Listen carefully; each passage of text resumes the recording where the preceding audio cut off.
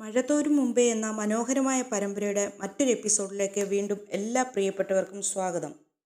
മനുശങ്കർ അലീനയെ കാണുവാൻ കുളത്തുപുഴയിലേക്ക് വന്നത് സ്റ്റാൻലിക്ക് തീരെ ഇഷ്ടപ്പെട്ടില്ല. മനുവും അലീനയും തമ്മിൽ അടുപ്പത്തിലാണെന്ന് സ്റ്റാൻലിക്ക് മുന്നമേ അറിയാമായിരുന്നു. എന്നാൽ കൈതക്കൽ മാളിക വീട്ടുകാരുമായി ഇനി മേലിൽ ഒരു ബന്ധവും പാടില്ല എന്നുള്ള വാശി സ്റ്റാൻലിയുടെ മനസ്സിൽ ഉണ്ടായിരുന്നതുകൊണ്ട് തന്നെ മനുവിനോട് അയാൾക്ക് മനസ്സുകൊണ്ട് അമർഷം ഉണ്ടായിരുന്നു. അലീനയെ കാണുവാൻ എത്തിയ മനുവിനെ വൈകുന്നേരം അയാൾ പുനലൂർ ടൗണിൽ വിടാം എന്ന് പറഞ്ഞ് കാറിൽ കയറ്റിക്കൊണ്ടു പോവുകയും ടൗൺ കഴിഞ്ഞ് വീണ്ടും മുൻപോട്ടു പോയി വിജനമായ ഒരു സ്ഥലത്ത് കൊണ്ട് നിർത്തി വല്ലാതെ ആക്ഷേപിക്കുകയും താൻ ജീവിച്ചിരിപ്പുണ്ടെങ്കിൽ ഒരിക്കലും മനുവിന് അലീനയെ കൊടുക്കുകയില്ല എന്ന് കട്ടായം പറയുകയും ചെയ്തു. മാത്രമല്ല, ഇനി മേലിൽ അലീനയെ കാണാൻ എൻ്റെ വീട്ടിൽ വരരുത്, എനിക്കത് ഇഷ്ടമല്ല. അങ്ങനെ വന്നാൽ ഞാൻ പെരുമാറുന്നത് ഈ രീതിയിലായിരിക്കില്ല എന്നും കൂടി മനുശങ്കറിനോട് അയാൾ പറഞ്ഞു. സംസാരം കഴിഞ്ഞതിന് ശേഷം മനുശങ്കറെ വീണ്ടും തൻ്റെ വണ്ടിയിൽ കയറ്റി ബസ് സ്റ്റോപ്പിലേക്ക് അയക്കാമെന്ന് സ്റ്റാൻലി പറഞ്ഞെങ്കിലും ആ ക്ഷണം മനുശങ്കർ നിരസിക്കുകയും വിജനമായ ആ പാതയിൽ കൂടി മനുശങ്കർ ഒറ്റയ്ക്ക് നടന്നു പോവുകയും ചെയ്യുന്ന കാഴ്ചയാണ് പിന്നീട് കാണുവാൻ കഴിഞ്ഞത്. ഇപ്പോൾ തന്നെ മനുശങ്കർ മൊബൈൽ ഫോണിൽ വിളിച്ച് അലീനയെ വിവരമറിയിക്കുമെന്ന് മടക്കയാത്രയിൽ സ്റ്റാൻലി കണക്കുകൂട്ടി. അയാൾ തിരിച്ചു വീട്ടിലെത്തി. അലീന സിറ്റൗട്ടിൽ തന്നെ ഉണ്ടായിരുന്നു. മനുശങ്കറിനെ യാത്രയാക്കുവാൻ വന്ന് നിന്നതാണ് അവൾ. അതിനുശേഷം അവൾ മുറിക്കകത്ത് കയറിയിട്ടില്ല. സ്റ്റാൻലി കാർ പോർച്ചിൽ നിർത്തിയിട്ട് ഇറങ്ങിച്ചെന്നു. അയാൾ മകളുടെ മുഖത്തേക്ക് സൂക്ഷിച്ചു നോക്കി. അവളുടെ കണ്ണിൽ പല ചോദ്യങ്ങൾ. പപ്പ എന്താ ഇത്രയും താമസിച്ചത്? ഞാൻ താമസിച്ചോ? ഇല്ലല്ലോ. മനുവേട്ടന് ബസ് കിട്ടിയോ പപ്പ? അറിയില്ല. പപ്പ നോക്കിയില്ലേ? സ്റ്റാൻലിയുടെ നെറ്റി ചുളുങ്ങി. അവൻ വിളിച്ചു പറഞ്ഞില്ലേ നിന്നോട്? അറിഞ്ഞിട്ടും അറിയാത്തതുപോലെ അഭിനയിക്കുകയാണോ? ഞാൻ അവനെ ടൗണിലല്ല ഇറക്കി വിട്ടത്. പിന്നെ കുറെ കൂടി മുൻപോട്ട് കൊണ്ടുപോയി കരിക്കൻകാട് റബ്ബർ തോട്ടത്തിൽ ഇറക്കി വിട്ടു. അലീന അത് കേട്ട് അന്തം വിട്ടു. അതെന്താ പപ്പ അവിടെ കൊണ്ടുപോയി ഇറക്കി വിട്ടത്? എനിക്ക് അവനോട് ചില കാര്യങ്ങൾ സംസാരിക്കാൻ ഉണ്ടായിരുന്നു. താൻ ഭയന്നത് ശരിയാണെന്ന് അലീനയ്ക്ക് അപ്പോൾ ബോധ്യമായി. അവൾ വീണ്ടും ചോദിക്കുകയാണ്, എന്ത് കാര്യങ്ങൾ? അത് ഞങ്ങൾ തമ്മിലുള്ള വിഷയമാണ്. നീ എന്തിനാണ് അത് അറിയുന്നത്? തുടർന്ന് സ്റ്റാൻലി മുമ്പോട്ട് നീങ്ങുവാൻ ഭാവിക്കവേ അലീനയുടെ ചോദ്യം വീണ്ടും വന്നു. എന്നെ കാണാൻ വന്ന ആളല്ലേ പപ്പ?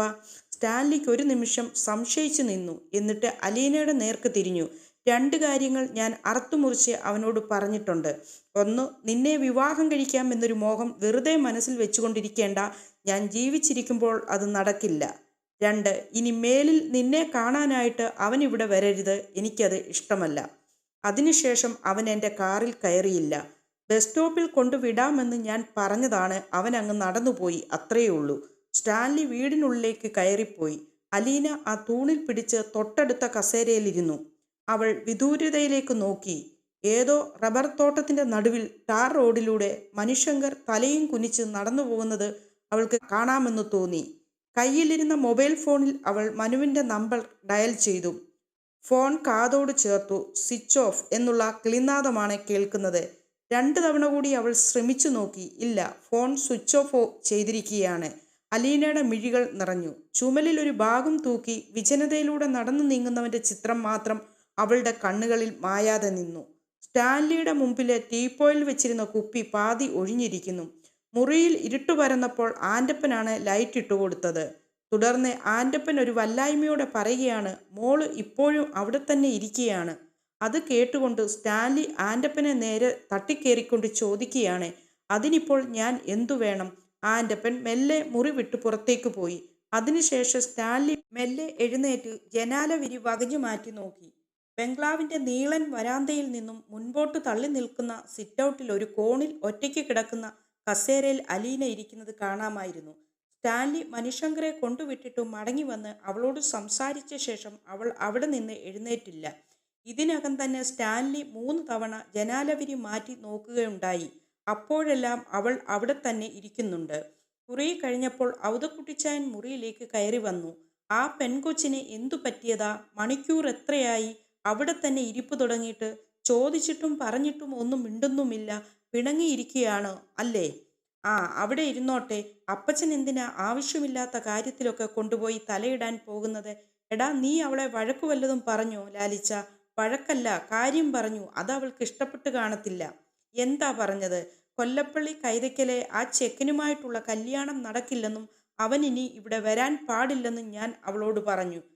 നീ വെട്ടൊന്നും മുറിരണ്ട എന്ന മട്ടിൽ പറഞ്ഞു കാണും. ഇതൊക്കെ ഒരു നയത്തിൽ വേണ്ടേ ലാലിച്ച പറയാൻ? ഓ, ഇതിലൊക്കെ എന്തു നയം? ഉള്ള കാര്യം പറയുക, അത്ര തന്നെ. ചെറിയ കുട്ടിയൊന്നുമല്ലല്ലോ അവൾ, പറഞ്ഞാൽ മനസ്സിലാവാതിരിക്കാൻ. മറ്റെന്തു സംഗതിക്കും ആവശ്യത്തിലധികം ബുദ്ധിയും വിവരവും ഒക്കെ ഉണ്ടല്ലോ. അല്ലെങ്കിൽ തന്നെ ഞാൻ അവളെ അല്ല വഴക്കു പറഞ്ഞത്, അവനോടാണ് പറഞ്ഞത് മേലിൽ ഇവിടെ വരരുതെന്ന്. ഓ, അതാ ഇപ്പം നന്നായത്. അവളോട് പറഞ്ഞാലും വേണ്ടതില്ലായിരുന്നു. നിനക്ക് ആ ചെറുക്കനോട് പറയാൻ കൊള്ളാമായിരുന്നോ ലാലിച്ച? ആഹാ, പറഞ്ഞാൽ എന്താ? അവൻ ഇവിടെ വരുന്നത് എനിക്കിഷ്ടമല്ല. ആ ബന്ധവും നമുക്ക് വേണ്ട.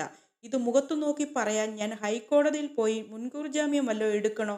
എടാ ലാലിച്ച, ഇതിപ്പോ അവളെ കാണാൻ വന്ന ആളെ നീ അപമാനിച്ചു വിട്ടതുപോലെ ആയില്ലേ? അപമാനിച്ചിട്ടൊന്നുമില്ല, അതവന് അറിയാം നന്നായിട്ട്. നീ അവനെ റബ്ബർ കാട്ടിൽ കൊണ്ടുപോയി ഇറക്കി വിട്ടോ എന്ന് ആര് പറഞ്ഞു? ഇപ്പോൾ ചോദ്യവും പറച്ചിലും വിശദീകരണവും ഒക്കെ കഴിഞ്ഞു അല്ലേ?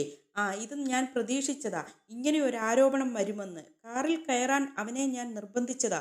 കൊണ്ടുവിടാമെന്നും പറഞ്ഞു. കയറാതെ പോയത് അവന്റെ അഹങ്കാരം. എടാ, നിന്നോട് പറയുന്നതിനേക്കാൾ ഭേദം വല്ല പോത്തിൻ്റെയും ചെവിയിൽ പോയി പറയുന്നതാ. ഇത്രയും പറഞ്ഞപ്പോഴേക്കും സ്റ്റാൻലി മുഖം വെട്ടിച്ചു രൂക്ഷമായി ഔതക്കുട്ടിച്ചായനെ ഒന്ന് നോക്കി. ഔതക്കുട്ടിച്ചായൻ പിന്നെ ഒന്നും മിണ്ടാതെ ഇറങ്ങിപ്പോയി. ക്ലോക്കിൽ മണി 8 അടിക്കുന്നത് വരെ സ്റ്റാൻലി പുകയും വലിച്ചുകൊണ്ട് മുറിയിലൂടെ അങ്ങോട്ടും ഇങ്ങോട്ടും നടന്നു. പിന്നീട് ഇറങ്ങി സിറ്റൗട്ടിലേക്ക് ചെന്നു. അലീന അപ്പോഴും കസേരയിൽ ചാരിയിരിപ്പുണ്ട്. അവളുടെ കാൽച്ചുവട്ടിൽ 2 നായ്ക്കളും വല്ലായ്മയോടെ കിടക്കുന്നു. സ്റ്റാൻലി അരികെ ചെന്നപ്പോൾ നായ്ക്കൾ തല പൊക്കി നോക്കി കണ്ണു ചിമ്മി. സ്റ്റാൻലി ചോദിക്കുകയാണ്, നീ എന്താ ഇവിടെ ഇരിക്കുന്നത്? നേരം കുറച്ചായല്ലോ. അലീന അയാളുടെ മുഖത്തു നോക്കാതെ പറയുകയാ, ഒന്നുമില്ല. ഒന്നുമില്ലെങ്കിൽ പിന്നെ അകത്തേക്ക് പോയി ഇരിക്കരുതോ? ഇവിടെ കുത്തിയിരിക്കാമെന്ന് ആരോടെങ്കിലും വഴിപാട് നേർന്നിട്ടുണ്ടോ? ഞാൻ എഴുന്നേറ്റ് പൊയ്ക്കോളാം. എന്നാ പോ. നേരം എത്രയായിന്നാ നിന്റെ വിചാരം? അലീന മെല്ലെ തൂണിൽ പിടിച്ച് എഴുന്നേറ്റു. സ്റ്റാൻലി പിടിക്കുവാൻ ഭാവിച്ചപ്പോൾ അവൾ തടഞ്ഞു. വേണ്ട, എന്നെ പിടിക്കേണ്ട. അവൾ പ്ലാസ്റ്റർ ഇട്ട കാല് നിലത്തു പതിയെ കുത്തി നടക്കുവാൻ ശ്രമിച്ചു. സ്റ്റാൻലി പറയുകയാണ്, അഹങ്കാരം കാണിക്കരുത്. തുടർന്ന് സ്റ്റാൻലി അവളുടെ തോളിലൂടെ കൈയിട്ടു. അലീനയുടെ ഒരു കൈ തൻ്റെ ചുമലിലും പിടിപ്പിച്ച് അയാൾ തന്നെ അവളെ താങ്ങി ബെഡ്റൂമിൽ എത്തിച്ച് കിടക്കയിലിരുത്തി. അവൾ കൈകൾ മടിയിൽ വെച്ച് അതിലേക്ക് നോക്കി അങ്ങനെ ഇരിക്കുകയാണ്. നിനക്ക് കുടിക്കാൻ എന്തെങ്കിലും വേണോ? വേണമെങ്കിൽ ഞാൻ പൗലോസിനോട് പറയാം. വേണ്ട. സ്റ്റാൻലി പോകുവാൻ വേണ്ടി 2 ചുവട് നടന്നു. പിന്നെ തിരിഞ്ഞു നോക്കി. എന്നിട്ട് അവളുടെ അടുത്തേക്ക് വന്നു. വീണ്ടും ചോദിക്കുകയാണ്, എനിക്ക് മനസ്സിലാകാഞ്ഞിട്ട് ചോദിക്കുക, നീ എന്തിനാ ഇങ്ങനെ മുഖം വീർപ്പിച്ചുകൊണ്ടിരിക്കുന്നത്? ആരെ കാണിക്കുവാൻ വേണ്ടിയാ? ആരോടാ നിന്റെ ഈ വാശിയും ദേഷ്യവുമൊക്കെ? കുറേ നേരമായല്ലോ ഇത് തുടങ്ങിയിട്ട്. അലീന അന്താളിപ്പോടെ മുഖമുയർത്തി സ്റ്റാൻലിയെ നോക്കി. പപ്പയുടെ മുഖത്ത് എന്തെന്നില്ലാത്ത ഒരു ദേഷ്യം. സ്റ്റാൻലി വീണ്ടും പറയുകയാണ്, അവൻ ഇവിടെ വരുന്നതും നിന്നെ കാണുന്നതും സംസാരിക്കുന്നതും എനിക്കിഷ്ടമല്ല. ഇഷ്ടമല്ലെങ്കിൽ ഞാൻ തുറന്നു പറയണ്ടേ? മനസ്സിൽ വെച്ചുകൊണ്ടിരുന്നാൽ മതിയോ? ആ ഫാമിലിയുമായിട്ടുള്ള ബന്ധം എനിക്കിഷ്ടമല്ല. അതുമാത്രമല്ല, മേനോന്റെ വീട്ടിൽ നിന്ന് ആരെങ്കിലും വരുന്നതും എനിക്ക് താല്പര്യമുള്ള കാര്യമല്ല. മേനോൻ വേണമെങ്കിൽ ഇവിടെ എപ്പോഴെങ്കിലും വന്നു പൊയ്ക്കോട്ടെ. അയാളാണല്ലോ നിന്നെ ഇവിടെ എത്തിച്ചു തന്നത്. ഉടനെ അലീന ഉള്ളം കൈയിലേക്ക് നെറ്റി താങ്ങി പെട്ടെന്ന് കുനിഞ്ഞിരുന്നു. നീ ചെല്ലുന്നിടത്തെല്ലാം പ്രസംഗിക്കുന്നത് കേൾക്കാമല്ലോ. ക്ഷമ വേണം, അച്ചടക്കം വേണം, തേങ്ങാക്കൊല വേണം എന്നൊക്കെ. നിനക്കതൊന്നും വേണ്ടേ? അതോ പ്രസംഗിക്കുന്നവർക്ക് അതൊന്നും പ്രവൃത്തിയിൽ വേണ്ടെന്നാണോ? ഞാൻ ഇതുവരെ നിന്നോട് വഴക്കു വല്ലതും പറഞ്ഞോ? ഇല്ലല്ലോ. ആ മനുശങ്കറിന്റെ അടുത്ത് 2 കാര്യം പറഞ്ഞു, അത് അത്രയേ ഉള്ളൂ. അലീന കുനിഞ്ഞിരുന്ന് കണ്ണു തുടയ്ക്കുന്നത് കണ്ടതോടെ അയാൾ വേഗം മുറി വിട്ടിറങ്ങി റോഡിലൂടെ ഓരോന്നാലോചിച്ച് അങ്ങോട്ടും ഇങ്ങോട്ടും നടന്നു. അപ്പോഴേക്കും ഔതക്കുട്ടിച്ചായനെത്തി. എന്താ എന്താ ഇവിടെ ഒരു ശബ്ദം കേട്ടത്? എന്ത് ശബ്ദം? അല്ല, ആരോ ഉച്ചത്തിൽ സംസാരിക്കുന്നത് പോലെ. എനിക്കെന്താ ഉറച്ച് സംസാരിച്ചുകൂടെ? എൻ്റെ വീടാ ഇത്. ഇവിടെ എനിക്ക് ഇഷ്ടമില്ലാത്തവർ വരരുത് എന്ന് പറയാനുള്ള അവകാശവും എനിക്കുണ്ട്. അതിന് നീ എന്തിനാടാ ഈ ദേഷ്യപ്പെടുന്നത്? ഞാൻ ഇറങ്ങിപ്പോണോ ഇവിടൂന്ന്? ഇപ്പോൾ വേണമെങ്കിൽ പോയേക്കാം. ഔതക്കുട്ടിച്ചായൻ അലീനയുടെ മുറിയുടെ വാതുക്കലേക്ക് ചെന്ന് നോക്കി. കൈത്തലത്തിൽ നെറ്റിയും താങ്ങി അവൾ കട്ടിലിൽ ഇരിക്കുന്നത് കണ്ടു. സ്റ്റാൻലി നടത്തം നിർത്തി ദഹിപ്പിക്കുന്ന വിധത്തിൽ ഔതക്കുട്ടിച്ചായനെ ഒന്ന് നോക്കി. എന്നിട്ട് ചോദിക്കുകയാണ്, അപ്പച്ചൻ ഇവിടെ എന്താ കാര്യം? ഉടനെ ഔതക്കുട്ടിച്ചായൻ, ഞാൻ പൊയ്ക്കോളാം. നിങ്ങൾ അപ്പനും മോളും കൂടി എന്താന്ന് വെച്ചാ ചെയ്തോ. ഔതക്കുട്ടിച്ചായൻ പിൻവാങ്ങി. സ്റ്റാൻലി വീണ്ടും നടപ്പ് തുടർന്നു. പിന്നെ വാതുക്കൽ ചെന്ന് അല്പനേരം അവളെ നോക്കി നിന്നിട്ട് മുറിക്കുള്ളിലേക്ക് കയറി. കട്ടിലിന്റെ അരികിൽ അല്പസമയം ചുറ്റിപ്പറ്റി നടന്നതിന് ശേഷം അലീനയുടെ അടുത്തായി അയാൾ ഇരുന്നു. അവളുടെ മുഖത്തേക്ക് നോക്കി. ഇപ്പോൾ കരച്ചിലൊന്നുമില്ല, എങ്കിലും കണ്ണുനീര് വരുന്നുണ്ട്. സ്റ്റാൻലി മയത്തിൽ സംസാരിക്കാൻ തുടങ്ങി. അല്ല, നീ തന്നെ ഒന്ന് ചിന്തിച്ചു നോക്കിക്കേ, ഇതൊക്കെ മുളയിലെ നുള്ളിക്കളയേണ്ട കാര്യമല്ലേ? അയാൾ അവളുടെ മടിയിലിരുന്ന കൈത്തണ്ടയിൽ മൃദുവായി പിടിച്ചു. അവൾ പെട്ടെന്ന് കൈ പിൻവലിച്ചു. നീ ഇപ്പോൾ പഴയ അനാഥ പെൺകുട്ടിയല്ല. ഇത് പറഞ്ഞുകൊണ്ട് അയാൾ ബലം പ്രയോഗിച്ച് അവളുടെ കൈത്തലം പിടിച്ചടക്കി. കൊട്ടാരമറ്റത്തിൽ റിട്ടയർ കേണൽ സ്റ്റാൻലി ജോസഫിന്റെ മകളാണ് നീ. പ്രായവും പക്വതയുമുള്ള പെൺകുട്ടി. അവൾ പെട്ടെന്ന് മുഖമുയർത്തി അയാളെ ഒന്ന് നോക്കി. എന്നിട്ട് വിങ്ങിപ്പൊട്ടിക്കരഞ്ഞു. കരച്ചിലിനിടയിൽ അലീന പറയുകയാണ്, പപ്പ എന്നോട് മിണ്ടണ്ട. ആ, അങ്ങനെ പറഞ്ഞാൽ എങ്ങനെയാ? വേണ്ട, പപ്പ എന്നോട് മിണ്ടണ്ട. സ്റ്റാൻലി ഒരു നിമിഷം അത്ഭുതപ്പെട്ടു പോയി. അത് അലീനയല്ല, പ്രായപൂർത്തി വന്ന പക്വത ആർജിച്ച ഒരു യുവതിയുമല്ല, 6 7 വയസ്സു മാത്രം പ്രായമുള്ള ഒരു ബാലിക. ഏതോ കളിപ്പാട്ടം തല്ലിപ്പൊട്ടിച്ചു കളഞ്ഞതിന് പപ്പയുടെ നേർക്ക് വഴക്കിട്ട് പിണങ്ങിക്കരയുന്ന കൊച്ചു പെൺകുട്ടി. എവിടെ നിന്നോ അലിവും വാത്സല്യവും കൊഞ്ചലും അയാളുടെ നെഞ്ചിലും ഊറിക്കൂടി. അവളുടെ തോളത്തുകൂടി കൈയിട്ട് അവളുടെ ശിരസിലേക്ക് തലം മുട്ടിച്ചുകൊണ്ട് അയാൾ സ്വാന്തനിപ്പിക്കുകയാണ്. പോട്ട്, സാരമില്ല. ഇത്രയും ചെറിയ കുട്ടിയാണെന്നൊന്നും പപ്പയ്ക്ക് അറിയില്ലായിരുന്നു. പപ്പ കരുതിയത് ഇങ്ങോട്ട് തിരിഞ്ഞു നിന്ന് 4 ഡയലോഗ് ഇപ്പോൾ പറയുമെന്നായിരുന്നു. അലീനയുടെ തേങ്ങലുകൾ ശമിക്കുന്നതുവരെ അയാൾ അനങ്ങാതെ അവിടെ തന്നെ ഇരുന്നു. ഒടുവിൽ അലീന പുതപ്പ് വലിച്ചെടുത്ത് കണ്ണും കവിളും തുടച്ചു. അവൾക്ക് ആശ്വാസമായെന്ന് കണ്ടപ്പോൾ സ്റ്റാൻലി പതുക്കെ വിഷയത്തിലേക്ക് കടന്നു. മോളെ, നമുക്ക് ആ ഫാമിലിയുമായിട്ട് യാതൊരു ബന്ധവും വേണ്ട. അത് കൊള്ളരുതാത്ത കുടുംബമാണ്. അവർക്ക് എന്തു ദുഷ്പ്രവൃത്തി ചെയ്യുവാനും മടിയില്ലാത്തവരാണ്. നിന്റെ കാര്യം തന്നെ നീ ഒന്ന് ആലോചിച്ചു നോക്ക്. നിന്നെ അവരല്ലേ അനാഥാലയത്തിൽ കൊണ്ടുനിന്ന് തള്ളിക്കളഞ്ഞത്? അലീന മുഖം ചരിച്ച് സ്റ്റാൻലിയെ ഒന്ന് നോക്കി. എന്നിട്ട് ചോദിക്കുകയാണ്, അങ്ങനെ ഒരു ക്രൂരത കൊട്ടാരമറ്റം തറവാട്ടുകാരും നടത്തിയിട്ടുണ്ടല്ലോ. റാണിയാൻറ്റിയുടെ മോളെ ആരാണ് ഓർഫനേജിൽ ഉപേക്ഷിച്ചത്? ആ, അതുപോലെയാണോ ഇത്? ഓർഫനേജിൽ ഏൽപ്പിച്ചെങ്കിലും സ്പോൺസർഷിപ്പ് ഉണ്ടായിരുന്നു. തൻ്റെ കുഞ്ഞിനെ ഷെറിൻ പോയി കാണുന്നുമുണ്ടായിരുന്നു. പക്ഷെ അവരെന്താ ചെയ്തത്? 23 വർഷം നിന്നെ ജീവനോടെ കുഴിച്ചുമൂടി. നിന്നെ പ്രസവിച്ച അമ്മയടക്കം. ഇല്ല, അമ്മയ്ക്കറിയില്ല ഇപ്പോഴും ഞാൻ ജീവിച്ചിരിപ്പുണ്ടെന്ന്. അമ്മയ്ക്കറിയില്ല. പപ്പയോട് ഞാനൊന്ന് ചോദിക്കട്ടെ? പപ്പ എവിടെയായിരുന്നു കഴിഞ്ഞ 23 വർഷം? അമ്മ ഒരു കുഞ്ഞിനെ പ്രസവിക്കുമെന്ന് പപ്പയ്ക്ക് അറിയാമായിരുന്നില്ലേ? അത് പപ്പയുടെ കുട്ടിയാണെന്നും അറിയാമായിരുന്നില്ലേ? എന്നിട്ട് പപ്പ അമ്മയെ അന്വേഷിച്ചു പോയോ? അമ്മ അതിനെ പ്രസവിച്ചോ? അത് ജീവിച്ചിരിപ്പുണ്ടോ? എവിടെയാണ് ആ കുഞ്ഞ്? അതൊന്നും പപ്പ അന്വേഷിച്ചില്ലല്ലോ. ആ ചോദ്യത്തിന്റെ മുമ്പിൽ സ്റ്റാൻലി ഒന്ന് പതറി. അയാൾ അലീനയുടെ മുഖത്തേക്ക് സൂക്ഷിച്ചു നോക്കി. അവൾ വെറുതെ ചോദിച്ചതാണോ? അങ്ങനെ ഒരു തർക്കത്തിനു വേണ്ടി? ഏയ് അല്ല. അവളുടെ കണ്ണുകൾ ഉത്തരം തേടുന്നത് അയാൾ കണ്ടു. ഒരു ദീർഘശ്വാസം എടുത്തതിനു ശേഷം അയാൾ പറയുകയാണ്, നീ ജീവിച്ചിരിപ്പുണ്ടെന്ന് എനിക്കറിയില്ലായിരുന്നു. ബാലചന്ദ്ര മേനോൻ വന്ന് നിന്നെപ്പറ്റി എന്നോട് പറയുന്നത് വരെ ഞാൻ അറിഞ്ഞിരുന്നില്ല. ഞാൻ അതല്ലേ ചോദിച്ചത് പപ്പയോട്. പപ്പ എന്തുകൊണ്ട് അന്വേഷിച്ചില്ല? അമ്മയെ എല്ലാവരും കൂടി വിശ്വസിപ്പിച്ച് ഓപ്പറേഷൻ നടത്തി കുഞ്ഞിനെ പുറത്തെടുക്കുമ്പോഴും അത് മരിച്ചു കഴിഞ്ഞു എന്ന്. അതും നിനക്കെങ്ങനെ അറിയാം? അങ്ങനെ തന്നെയാണ് സംഭവിച്ചതെന്ന് രജീത്ത മമ്മി എന്നോട് പറഞ്ഞിട്ടുണ്ടായിരുന്നു. ഞാൻ ജീവനോടുണ്ടെന്ന് എന്നെ പ്രസവിച്ച അമ്മയ്ക്ക് അറിയില്ലായിരുന്നു. ഞാൻ ജീവിച്ചിരിപ്പുണ്ടെന്നറിഞ്ഞാൽ തകർന്നു പോകുന്ന ഒരു ജീവിതമാണ് അമ്മയുടേതെന്ന് ബ്രിജീത്ത മമ്മി എന്നോട് പറഞ്ഞിരുന്നു. പിന്നെ മനുവേട്ടനിൽ നിന്നും ചില കാര്യങ്ങൾ ഞാൻ അറിഞ്ഞു. അച്ഛൻ മനുവേട്ടനോട് പറഞ്ഞ ചില കഥകൾ. പിന്നീട് രോഹിത്തും അതുതന്നെ എൻ്റെ അടുത്ത് പറഞ്ഞിട്ടുണ്ട്. പപ്പയും അമ്മയും തമ്മിൽ പണ്ട് ആഗ്രയിൽ വെച്ചുണ്ടായിരുന്ന അടുപ്പവും കുറേ നാൾ ഒന്നിച്ച് ജീവിച്ചതും ഒടുവിൽ വിവരമറിഞ്ഞ അമ്മയുടെ ആങ്ങളമാർ വന്ന് തിരുവനന്തപുരത്തേക്ക് കൂട്ടിക്കൊണ്ടു പോയതും നെയ്യാറ്റിൻകരയിലുള്ള ഹോസ്പിറ്റലിൽ വെച്ച് അമ്മ എന്നെ പ്രസവിച്ചതുമെല്ലാം. സ്റ്റാൻലി ചെറിയൊരു ജാളിതയോടെ മകളെ നോക്കി. എന്നിട്ട് പറയുകയാണ്, ഓഹോ, നിനക്കപ്പോൾ കഥകളൊക്കെ അറിയാം. അയാൾ കട്ടിലിൽ നിന്നും മെല്ലെ എഴുന്നേറ്റു. എല്ലാം ഒന്നും അറിയില്ല പപ്പ. കഥയുടെ ഒരു വശം മാത്രമല്ലേ എനിക്കറിയാവൂ. അച്ഛനോട് ചോദിക്കണമെന്ന് ആഗ്രഹിച്ചിട്ടുണ്ട്. പക്ഷെ അതിനുള്ള ധൈര്യം വന്നില്ല. അച്ഛനെ അമ്മയും ബന്ധുക്കളും ചേർന്ന് ചതിച്ചെന്നാണ് അച്ഛൻ്റെ വിശ്വാസം. ആ ചതിക്കഥയിലെ ഒരു പ്രധാനപ്പെട്ട കഥാപാത്രമാണല്ലോ ഞാൻ. എന്നിട്ട് ആ ഞാൻ തന്നെ അച്ഛനോട് കഥ പറയാൻ ആവശ്യപ്പെടുന്നത് കുറച്ച് കടന്ന കൈയല്ലേ?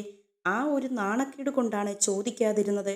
അപ്പോൾ സ്റ്റാൻലി ചോദിക്കുകയാണ്, അല്ല, ഈ മേനോൻ എങ്ങനെ അറിഞ്ഞു ആഗ്രയിലെ കഥകളൊക്കെ? നീ രേവതിക്കുട്ടിക്ക് എഴുതിയ കത്തിൽ അതൊന്നുമില്ലായിരുന്നല്ലോ. അച്ഛൻ നീലഗിരിയിൽ പോയി അന്വേഷിച്ചറിഞ്ഞതാണ്. അമ്മയുടെ മൂത്തയാങ്ങളെ ഗംഗാധര മേനോൻ നീലഗിരിയിലാണ് താമസം. ആഗ്രയിൽ അദ്ദേഹത്തോടൊപ്പമായിരുന്നു അമ്മ താമസിച്ചിരുന്നത്. പപ്പയ്ക്കറിയാമല്ലോ, ഞാൻ അതൊന്നും പറയേണ്ടതില്ലല്ലോ. അച്ഛൻ ചെന്ന് ചോദിച്ചപ്പോൾ അദ്ദേഹത്തിന് സത്യം തുറന്നു പറയേണ്ടി വന്നു എന്നാണ് മനുവേട്ടൻ എൻ്റെ അടുത്ത് പറഞ്ഞത്. എന്തു സത്യം? പപ്പയ്ക്കറിയാമല്ലോ എല്ലാം. പിന്നെ എന്തിനാ എന്നോട് ചോദിക്കുന്നത്? എനിക്കറിയാവുന്ന ചില സത്യങ്ങളുണ്ട്. അതും ഈ സത്യങ്ങളും തമ്മിൽ പൊരുത്തപ്പെടുമോ എന്ന് എനിക്കറിയണ്ടേ? അപ്പോൾ അലീന, പപ്പയ്ക്ക് അറിയാവുന്ന സത്യങ്ങൾ എന്തൊക്കെയാണ്? അത് പറ. അലീനയിൽ ആകാംക്ഷ ജനിക്കുകയാണ്. ജയന്തിയുടെ ആങ്ങളമാർ വന്ന് അവളെ കൂട്ടിക്കൊണ്ടുപോയി. അതിനുശേഷം ഞാൻ ജയന്തിയെ കണ്ടിട്ടില്ല. പപ്പയും അമ്മയും ഒന്നിച്ചല്ലേ താമസിച്ചിരുന്നത് ആഗ്രയിൽ. ആഗ്രയിൽ നിന്ന് കുറച്ചു മാറി ഒരു വാടക വീട്ടിൽ ഗംഗാധര മേനോനും താമസിച്ചിരുന്നു. പെട്ടെന്ന് ആരും കണ്ടുപിടിക്കാതിരിക്കാൻ വേണ്ടി ജയന്തിയെ ഒളിവിൽ താമസിപ്പിച്ചിരിക്കുകയായിരുന്നു. അങ്ങനെ പറയുന്നതാണ് ശരി. അമ്മയ്ക്ക് അന്ന് പപ്പയോട് ഒരുപാട് ഇഷ്ടമുണ്ടായിരുന്നോ? അതൊക്കെ നീ എന്തിനാണ് അറിയുന്നത്? സ്റ്റാൻലി ഒരു കപട ദേഷ്യത്തിലാണ് അത് ചോദിച്ചത്. പിന്നെ എനിക്കറിയണ്ടേ? എൻ്റെ പപ്പയും അമ്മയും തമ്മിൽ ഒത്തിരി സ്നേഹമുണ്ടായിരുന്നു എന്ന് കേൾക്കുന്നത് തന്നെ എനിക്കൊരു സന്തോഷമാണ്. അവൾക്ക് എന്നെ ഇഷ്ടമായിരുന്നത് കൊണ്ടാണല്ലോ എല്ലാം ഉപേക്ഷിച്ച് അവൾ എൻ്റെ ഒപ്പം ഇറങ്ങിത്തിരിച്ചത്. അന്ന് ഭയങ്കര ദേഷ്യക്കാരിയായിരുന്നു അമ്മ. ആര് പറഞ്ഞു? ദേഷ്യമൊന്നും ഞാൻ കണ്ടിട്ടില്ല. വളരെ ശാന്തതയുള്ള സ്വഭാവമായിരുന്നു വൈജയന്തിയുടേത്. ഇപ്പോൾ പപ്പയൊന്നു കാണണം. എന്താ അമ്മയുടെ ദേഷ്യം? നാക്കിൻ്റെ മൂർച്ചയാണെങ്കിൽ ഹോ ഭയങ്കരം. അതിന് സ്റ്റാൻലി, ജയന്തി ഒച്ചയെടുത്ത് സംസാരിക്കുന്ന പോലും ഞാൻ കേട്ടിട്ടില്ല. ഞാനായിരുന്നു അന്ന് ദേഷ്യക്കാരൻ. അതിനിപ്പോഴും ഒരു കുറവും വന്നിട്ടില്ലല്ലോ. അലീന ശാസിക്കുന്ന മട്ടിൽ സ്റ്റാൻലിയുടെ മുഖത്തേക്ക് നോക്കി. സ്റ്റാൻലി ഒന്ന് മന്ദഹസിച്ചു. പപ്പയ്ക്ക് അമ്മയോട് ഒരുപാട് ഇഷ്ടമായിരുന്നു അല്ലേ? ഒട്ടും ഇഷ്ടമല്ലായിരുന്നു. നേര് പറ പപ്പ, എനിക്ക് കേൾക്കാൻ കൊതിയായിട്ടല്ലേ ഞാൻ ചോദിക്കുന്നത്. നിനക്ക് നാണമില്ലേ അലീന ഇങ്ങനെയൊക്കെ ചോദിക്കാൻ? പട്ടാളക്കാരൻ്റെ ഒരു ഗമ. പണ്ടൊരു പെണ്ണിനെ പ്രേമിച്ചിരുന്നു എന്ന് സമ്മതിച്ചാൽ കേണൽ സിംഹത്തിൻ്റെ ജാടയൊക്കെ കൊഴിഞ്ഞു പോയാലോ? ശരി, ബാക്കി പറ. ഒന്നിച്ചു താമസിച്ചു, പിന്നെന്താണ്? ജയന്തിയുടെ ആങ്ങളമാർ അവളെ അന്വേഷിച്ചു കണ്ടുപിടിച്ചു. ഞാൻ അപ്പോൾ പുനലൂരിൽ പോയിരിക്കുകയായിരുന്നു. നിന്നെ പ്രസവിക്കുന്നതിന് മുമ്പ് ഞങ്ങളുടെ വിവാഹം നടത്തുവാൻ ജയന്തിക്കൊരാഗ്രഹമുണ്ടായിരുന്നു. കൊല്ലപ്പള്ളി തറവാട്ടിൽ അത് സമ്മതിക്കില്ലെന്ന് അവൾക്കറിയാം. കൊട്ടാരമറ്റത്തിലെങ്കിലും ഒരു അംഗീകാരം കിട്ടുമോ എന്ന് നോക്കണം. അവളാണ് എന്നെ നിർബന്ധിച്ചത്. ഞാൻ വിചാരിച്ചാൽ അപ്പച്ചനോടും അമ്മച്ചിയോടും നിർബന്ധിച്ചു പറഞ്ഞാൽ കല്യാണം നടക്കുമെന്നായിരുന്നു അവളുടെ പ്രതീക്ഷ. അങ്ങനെയാണ് ഞാൻ പുനലൂരിലേക്ക് പോയത്. അത്രയും വരെ എനിക്കറിയാം. പിന്നീട് എന്താണ് ഉണ്ടായത്? ഞാനും ജയന്തിയും തമ്മിലുള്ള കല്യാണം നടത്തുന്നതിന് അപ്പച്ചനായിരുന്നു ഏറ്റവും വലിയ എതിർപ്പ്. എൻ്റെ അനുജന്മാരുടെ സ്വഭാവം അറിയാമല്ലോ. ഔസേപ്പച്ചൻ മാത്രമേ പ്രായപൂർത്തിയായവനായിട്ടുള്ളൂ. ആൽബിയും റോബിയും പഠിക്കുകയാണ്. മേരിക്കുട്ടി കന്യാസ്ത്രീയായി കഴിഞ്ഞു. അപ്പച്ചനാണെങ്കിൽ ചിറ്റപ്പന്മാരുടെയും എൻ്റെ അമ്മാച്ചന്മാരുടെയും കൂട്ടുപിടിച്ച് വലിയ ബഹളമുണ്ടാക്കി. അങ്ങനെ ഒരു പെണ്ണിനെ കൊട്ടാരമറ്റം തറവാട്ടിൽ കാലുകുത്താൻ സമ്മതിക്കില്ല. തറവാട്ടിൽ നിന്ന് 1 രൂപയുടെ ഓഹരി പോലും തരില്ല. ഇങ്ങനെയൊക്കെയായിരുന്നു ഭീഷണി. ഞാൻ എല്ലാവരോടും വഴക്കുണ്ടാക്കി. ജയന്തിയെ കല്യാണം കഴിച്ചു കൊട്ടാരമറ്റം തറവാട്ടിൽ കൊണ്ടുവരുമെന്ന് വെല്ലുവിളിച്ചു. ചെറുപ്പത്തിൻ്റെ തിളപ്പല്ലേ, പോരെങ്കിൽ പട്ടാളക്കാരനും. അന്ന് രാത്രി ഞാൻ കുറെ അങ്ങ് കുടിച്ചു. പിന്നെ കാർ ഓടിച്ചു പോയി. ആ പോകുന്ന വഴിക്കാണ് ആക്സിഡൻറ്റ് സംഭവിച്ചത്. ആക്സിഡൻറ്റോ? അതൊന്നും ആരും പറഞ്ഞില്ലല്ലോ. അതുകൊണ്ടാണല്ലോ ഇപ്പോൾ പറയേണ്ടി വരുന്നത്. കണ്ണു തുറക്കുമ്പോൾ ഞാൻ എറണാകുളം ഒരു സൂപ്പർ സ്പെഷ്യാലിറ്റി ഹോസ്പിറ്റലിലാണ്. ആക്സിഡൻറ്റ് സംഭവിച്ചിട്ട് 147 ദിവസം കഴിഞ്ഞു. കഴുത്തലും തലയ്ക്കുമായിരുന്നു ഗുരുതരമായ പരിക്ക്. 2 വാരിയലുകൾ ഒടിഞ്ഞു. ഇടത്തെ കാലിൻ്റെ മുട്ടിനു താഴെ അസ്ഥിക്ക് മാത്രമല്ല ഇപ്പോഴുള്ളത് ഒരു സ്റ്റീൽ റോഡുമുണ്ട്. അതിലാണ് ഞാൻ എഴുന്നേറ്റ് നടക്കുന്നത്. 3.5 മാസത്തോളം ജീവിച്ചിരിക്കുമോ മരിക്കുമോ എന്ന് തീർച്ചയില്ലാത്ത കോമയിലായിരുന്നു ഞാൻ. ബോധം വീണ്ടു കിട്ടിയെങ്കിലും പരസഹായം കൂടാതെ തിരിഞ്ഞു കിടക്കാൻ പോലും വയ്യാത്ത അവസ്ഥ. 6 മാസത്തിനു ശേഷം എന്നെ മദ്രാസിലെ ഒരു ഹോസ്പിറ്റലിലേക്ക് മാറ്റി. 1.5 വർഷത്തിനിടെ 4 മേജർ ഓപ്പറേഷനുകൾ. അതിനുശേഷമേ എനിക്ക് ശരിക്കും എഴുന്നേറ്റ് നടക്കുവാൻ സാധിച്ചിരുന്നുള്ളൂ. അലീന വല്ലായ്മയുടെ സ്റ്റാൻലിയുടെ മുഖത്തേക്ക് കണ്ണു നട്ടിരിക്കുകയാണ്. ബോധം വീണ്ടു കിട്ടി. സംസാരിക്കാം എന്നായപ്പോൾ ഞാൻ ആദ്യം ജയന്തിയെ അന്വേഷിച്ചു. അവളുടെ ആങ്ങളമാർ ആഗ്രയിൽ വന്ന് അവളെ കൂട്ടിക്കൊണ്ടുപോയി എന്നതല്ലാതെ യാതൊരറിവുമില്ല എനിക്ക്. എഴുന്നേറ്റ് പോയി അന്വേഷിക്കാൻ നിവൃത്തിയുമില്ല. എന്നെ സന്ദർശിക്കുവാൻ വരുന്ന ചിലരുടെ സഹായം ഉപയോഗിച്ചാണ് അന്വേഷണം. കൊല്ലപ്പള്ളി കൈതക്കൽ പോയി അന്വേഷിക്കുവാനും ആളെ ഏർപ്പാടാക്കി. ജയന്തി അവിടെ ഇല്ല എന്നാണ് അറിവ് കിട്ടിയത്. ഒടുവിൽ അപ്പച്ചനെ തന്നെ അഭയം പ്രാപിച്ചു. ജയന്തി പ്രസവിച്ചിട്ടുണ്ടാവുമെന്ന് തീർച്ചയുണ്ട്. അതേപ്പറ്റി അന്വേഷിക്കണം. അപ്പച്ചൻ അന്വേഷിച്ചിട്ട് തിരിച്ചു വന്നു പറഞ്ഞു, ജയന്തിയുടെ പ്രസവം അവളുടെ വീട്ടുകാർ എവിടെയോ വെച്ച് രഹസ്യമായി നടത്തി. കുട്ടി ജീവിച്ചിരിപ്പില്ല. പ്രസവത്തോടെ മരിച്ചു എന്നാണ് അറിയുന്നത്. അലീന ഒരു ദീർഘനിശ്വാസം എടുത്ത് എന്നിട്ട് ചോദിക്കുകയാണ്, പപ്പയ്ക്ക് സുഖപ്പെട്ടു കഴിഞ്ഞു ഒന്ന് അന്വേഷിക്കാമായിരുന്നില്ലേ? അന്വേഷണത്തിനൊരു പരിധിയില്ലേ മോളെ? കൊല്ലപ്പള്ളിയിൽ ഞാൻ കാറുമായി ചെന്നു. എനിക്ക് കാറിൽ നിന്ന് ഇറങ്ങുവാൻ പോലും വയ്യ. ജയന്തിയുടെ അച്ഛനും ആങ്ങളമാരും കൂടി എന്നെ അപമാനിച്ചാണ് തിരിച്ചയച്ചത്. ആഗ്രയിലെ എൻ്റെ കണക്ഷൻ ഉപയോഗിച്ച് ഞാൻ ഡൽഹിയിലെ ചില അന്വേഷണങ്ങൾ നടത്തി. അവിടെ ആർ.കെ. പുരത്ത് ഗംഗാധര മേനോനോടൊപ്പം ജയന്തി ഉണ്ടെന്ന അറിവ് കിട്ടി. ഞാൻ അപ്പോൾ ഹോസ്പിറ്റലിൽ സർജറി കഴിഞ്ഞ് കിടക്കുകയാണ്. എല്ലാം കഴിഞ്ഞ് ഞാൻ ആഗ്രയിൽ തിരിച്ചെത്തി. എനിക്ക് ജയന്തിയെ കാണണം, സംസാരിക്കണം. ഡൽഹിയിൽ ജയന്തി ഉണ്ടെന്ന് തന്നെയാണ് എൻ്റെ വിശ്വാസം. ഇടയ്ക്ക് അവളെ കൊല്ലപ്പള്ളിക്ക് തിരിച്ചയച്ചു എന്നുള്ള വിവരം ഞാൻ അറിയുന്നുമില്ല. അറിഞ്ഞപ്പോഴേക്കും വളരെയധികം വൈകി. ജയന്തിയെ പാലായിലുള്ള ഏതോ ബിസിനസ്സുകാരൻ കല്യാണം കഴിച്ചു എന്നുള്ളതാണ് എനിക്ക് അവളെപ്പറ്റി ഏറ്റവും ഒടുവിൽ കിട്ടിയ അറിവ്. അത് സത്യമായിരുന്നു. അപ്പോൾ അലീന, അത് കേട്ടപ്പോൾ പപ്പായ്ക്ക് എന്തു തോന്നി? എന്തു തോന്നാനാണ്? സ്റ്റാൻലി സ്വയം പരിഹസിക്കുന്നത് പോലെ ഒന്ന് ചിരിച്ചു. എന്നോട് തന്നെ ഒരു തരം അവജ്ഞ. അന്ന് ജയന്തിയോടും ആ കുടുംബത്തോടും വല്ലാത്തൊരു പകയും വിദ്വേഷവും എനിക്ക് തോന്നിയിരുന്നു. പിന്നെ ഞാൻ അത് മറന്നു പതിയെ. ജയന്തിയുടെ ബന്ധുക്കൾ വന്ന് ബ്രെയിൻ വാഷ് ചെയ്താൽ തീരാവുന്നത്ര ബന്ധമേ ഉണ്ടായിരുന്നുള്ളൂ അവൾക്ക് എന്നോട്. ചിലപ്പോൾ അവരെ ഭീഷണിപ്പെടുത്തിയിട്ടുണ്ടാവും, പലതും പറഞ്ഞു പ്രലോഭിപ്പിച്ചിട്ടുണ്ടാവും. എന്തായാലും സംഭവിച്ചതെല്ലാം മറച്ചുവെച്ച് വേറൊരുത്തനെ താലി കെട്ടുവാൻ അവൾ കഴുത്ത് നീട്ടിക്കൊടുത്തു. തുടർന്ന് സ്റ്റാൻലി ടി.വി. സ്റ്റാൻഡിൻ്റെ അരികിൽ വന്ന് ടി.വിക്ക് മീതെ വലത്തുകൈ വെച്ച് എന്തോ ആലോചിച്ചു നിന്നു. അല്പം കഴിഞ്ഞ് അലീനയുടെ സമീപത്തേക്ക് നടന്നുകൊണ്ട് പറയുകയാണ്, ഇപ്പോൾ എനിക്കിതെല്ലാം ഒരു പഴങ്കഥ പോലെയാണ്. ഞാൻ ആ കഥയിലെ ഒരു കഥാപാത്രമായിരുന്നു എന്ന് വിശ്വസിക്കാൻ പോലും എനിക്ക് പ്രയാസമുണ്ട്. ഉടനെ അലീന, ആ പഴങ്കഥയിൽ നിന്നല്ലേ പപ്പ ഞാൻ ഉണ്ടായത്? അങ്ങനെയല്ലേ ഞാൻ ഇവിടേക്ക് എത്തിയത്? ആ, അതൊരു അത്ഭുതം, മിറക്കിൾ എന്നൊക്കെ നമ്മൾ പറയില്ലേ? ഉടനെ അലീന പറയുകയാണ്, ഇനി അതിൻ്റെ മറുവശം ഞാൻ പറയാം. ഇനി അതൊക്കെ പറഞ്ഞിട്ട് എന്തു ഫലം? പപ്പയും അറിഞ്ഞിരിക്കേണ്ടേ ചില സംഗതികളുണ്ട്. അതിലെ ഒന്ന്, അമ്മയെ ആങ്ങളമാർ വന്ന് ആഗ്രയിൽ നിന്നും കൂട്ടിക്കൊണ്ടു പോയിട്ടും എത്രയൊക്കെ ബ്രെയിൻ വാഷ് ചെയ്തിട്ടും അമ്മ പപ്പയെ തള്ളിപ്പറയാനോ ഉപേക്ഷിക്കുവാനോ തയ്യാറായിരുന്നില്ല. രണ്ട്, പപ്പയുമായുള്ള വിവാഹം നടത്തിക്കൊടുക്കണമെന്ന് വാക്കു പറഞ്ഞ് വിശ്വസിപ്പിച്ചാണ് അമ്മയെ കൊണ്ടുവന്ന് തിരുവനന്തപുരത്ത് ശാസ്താമംഗലത്തുള്ള രാവുണ്ണിമേനോൻ എന്ന ബന്ധുവിൻ്റെ വീട്ടിൽ താമസിപ്പിച്ചത്. പപ്പയുടെ വീട്ടുകാരും അമ്മയുടെ വീട്ടുകാരും ഒത്തുകളിച്ച് പപ്പയ്ക്ക് വേറൊരു കല്യാണം നിശ്ചയിച്ചെന്ന് വരുത്തി തീർത്തു. അതു അമ്മയെ പറഞ്ഞു വിശ്വസിപ്പിച്ചു. പ്രസവശേഷം ഹോസ്പിറ്റലിൽ നിന്നിറങ്ങിയ അമ്മയെ പപ്പയുടെ വിവാഹ ക്ഷണക്കത്ത് കാട്ടി കല്യാണം കഴിഞ്ഞുവെന്ന് വിശ്വസിപ്പിച്ചു. പപ്പ ഈ സമയത്ത് ആക്സിഡൻ്റായി ഹോസ്പിറ്റലിൽ കിടക്കുകയാണ് എന്ന് അമ്മ അറിയുന്നില്ല. കാത്തിരുന്നു പ്രസവിച്ച കുട്ടി മരിച്ചു. സ്നേഹത്തിൽ വിശ്വസിച്ചയാൾ വേറെ വിവാഹവും കഴിച്ചു. ആ രണ്ടു സംഭവങ്ങളും അമ്മയുടെ മനസ്സിനുണ്ടാക്കിയ ഷോക്ക് അത് ഇപ്പോഴും മാറിയിട്ടില്ലെന്നാണ് എൻ്റെ വിശ്വാസം. അമ്മയ്ക്ക് ഒരിക്കലും അതിൽ നിന്നൊരു മോചനവും കിട്ടില്ല. വാക്കു പറഞ്ഞ ആങ്ങളമാർ ചതിക്കുമെന്ന് അമ്മയ്ക്ക് അറിയില്ലായിരുന്നു. അവർ പറഞ്ഞത് കള്ളമാണെങ്കിൽ കൂടി പപ്പ അമ്മയെക്കുറിച്ച് അന്വേഷിക്കാതിരിക്കില്ലല്ലോ എന്ന് അമ്മ വിചാരിച്ചു കാണും. മാത്രവുമല്ല, അന്ന് മൊബൈൽ ഫോണുകൾ ഇല്ല, STD ബൂത്തുകളില്ല, മറ്റ് അന്വേഷണ സൗകര്യങ്ങളില്ല. കത്തുകളും ബുക്ക് ചെയ്ത് വിളിക്കുന്ന കോളുകളുമാണ് അകലെ ഇരിക്കുന്നവർക്ക് തമ്മിൽ ബന്ധപ്പെടാനുള്ള മാർഗം. അതുമാത്രം അമ്മ കത്തുകൾ എഴുതിയിട്ടുണ്ടാകും, കോളുകൾ വിളിച്ചിട്ടുണ്ടാകും. അതൊരിക്കലും ഹോസ്പിറ്റലിൽ കിടക്കുന്ന പപ്പയുടെ അടുത്തേക്ക് എത്തില്ലെന്ന് തീർച്ചയല്ലേ? സ്റ്റാൻലി അനുകൂലാർത്ഥത്തിൽ മന്ദമായി തല കുലുക്കി. ഇതൊക്കെ അറിഞ്ഞിട്ടാണോ നീ ഇവിടേക്ക് വന്നത്? അല്ല, ഇവിടെ വന്ന ശേഷം പലപ്പോഴായിട്ട് അറിഞ്ഞതാണ് പല കാര്യങ്ങളും. ഒന്നുകിൽ മനുവേട്ടൻ പറയും, അല്ലെങ്കിൽ രോഹിത്ത്. ഇവിടെ വന്ന ശേഷം ഞാൻ അച്ഛനോടും ചില സംഗതികളൊക്കെ ചോദിച്ചിട്ടുണ്ട്. ഫോണിൽ കൂടെ ആകുമ്പോൾ നമുക്കൊരു ധൈര്യം കിട്ടുമല്ലോ. സ്റ്റാൻലി എന്തോ ആലോചിച്ചുകൊണ്ട് ഒന്ന് മൂളി.